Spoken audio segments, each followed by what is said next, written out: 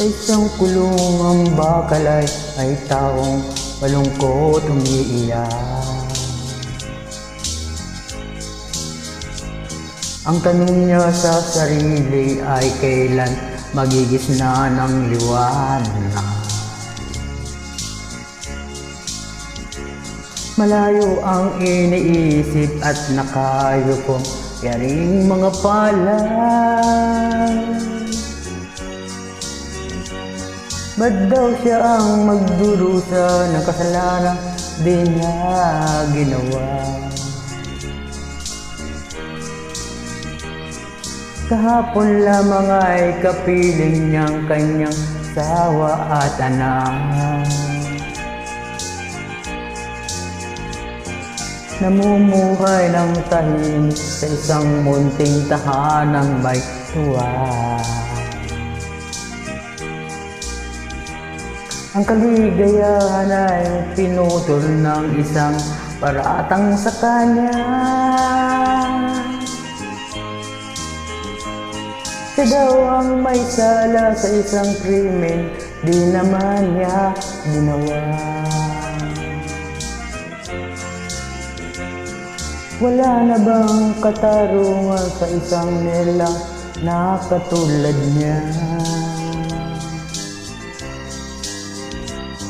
Yan pang tulad niya ang magdurusa ng walang kasalanan. Di ba't ang batas ng pantay-pantay, walang mahirap mayaman? Bakit marami ang nagdurusang mga walang kasalanan? Mga ilang araw na lamang haharapin na niya kanyang kamatayan.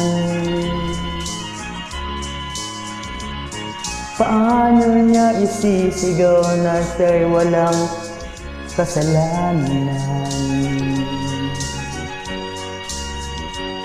Tayang Diyos lamang ang siyang saksi at siyang nakakaalam. Diyos na rin ang siyang bahalang maningil kung sinong may kasalanan. Dumating na ang araw, haharapin na niyang kanyang kamatayan. Sa isang upo ang bakal na kay dami ng buhay na inutang. O ang batas ng tao kung minsan ay di mo maintindihan.